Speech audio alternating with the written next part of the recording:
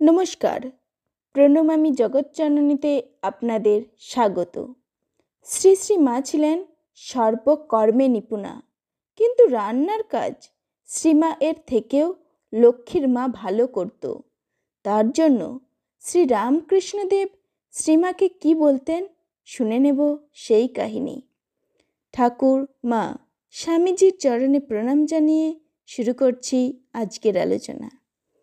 ঠাকুর তারপর যখন ব্রাহ্মণীকে নিয়ে দেশে এলেন, তখন আমাকে খবর দিলেন, ব্রাহ্মণী এসেছেন, তুমি এসো। আমি খবর পেয়ে কামারপুকুর গেলাম। সেবার প্রায় মাস 3 ছিলুম। বামুন ঠাকরন, জয়রামবাটি, শিয়র এসব ঘুরে দেখলেন। একদিন আবার বামুন ঠাকরন ঠাকুরকে মালা টালা দিয়ে গৌরাঙ্গের মতো সাজালেন। তখন ঠাকুরের কীরকম ভাব হয়েছে। বামুন ঠাকরন আমাকে ডেকে নিলেন।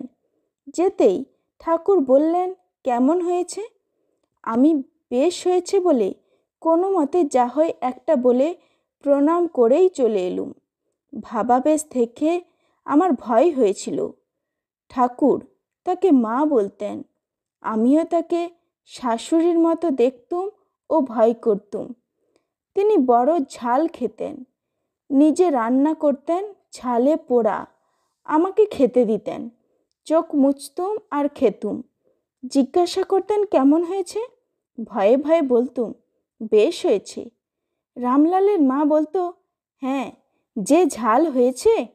আমি দেখতুম তিনি তাতে অসন্তুষ্ট হতেন, বলতেন, বৌমা তো বলেছে ভালোই হয়েছে, তোমার বাবু কিছুতে ভালো হয় না, তোমাকে আর ব্যঞ্জন দেব না। একদিন চিনু শাঁখারির এঁটো নেওয়া নিয়ে হৃদয়ের সঙ্গে তার ঝগড়া হয়। বামুন ঠাকরুন বললেন, চিনু ভক্ত লোক, তার এঁটো নেব তাতে কি? হৃদয় বললে, তুমি শাঁখারির এঁটো নেবে? থাকবে কোথা শোবে? বামুন ঠাকরুন বললেন, কেন, শীতলার ঘরে মনসা শোবে? হৃদয় বললে, দেখি কেমন শীতলার ঘরে মনসা শয়। হৃদয় তাকে কি একটা ছুঁড়ে মারলে, তার কানে লেগে রক্ত পড়তে লাগলো। বামুন ঠাকরুন কাঁদতে লাগলেন। ঠাকুর বললেন, ওরে হৃদু, তুই কেন এমন করলি? এ সৎ লোক, ভক্তিমতী, ওরে এমন হলে যে লোক জড়ো হবে, কেলেঙ্কারি হবে। তারপর একদিন ঠাকুর তাকে কীরকম ভয় দেখিয়ে দিলেন। কীরকম ভাবাবস্থা দেখে ভয় পেলেন, যেন হরিণীর মতো। তারপর একদিন কোথায় যে কখন চলে গেলেন কেউ টের পেলেন না। তদবধি আর আসেননি। পাছে হৃদয়ের সঙ্গে আবার ঝগড়া হয়, লাহাদের বাড়ি কাছে। এই সব জন্যে ঠাকুর তাকে ওই রকম ভয় দেখিয়েছিলেন। কামারপুকুরে লক্ষ্মীর মা আর আমি রাঁধতুম। একদিন খেতে বসেছেন ঠাকুর আর হৃদয়। লক্ষ্মীর মা ভালো রাঁধতে পারত। সে যেটা রেঁধেছে খেয়ে বললেন, ওরে হৃদু, এ যে রেঁধেছে এ রামদাস বদ্যি।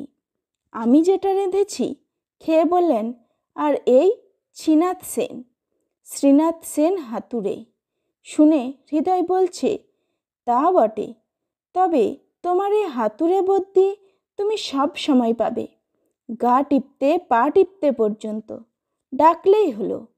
রামদাস বদ্যি তার অনেক টাকা ভিজিট, তাকে তো আর সব সময় পাবে না। আর লোকে আগে হাতুড়েকে ডাকে, সে তোমার সব সময় বান্ধব। ঠাকুর বললেন, তা বটে, এ সব সময় আছে।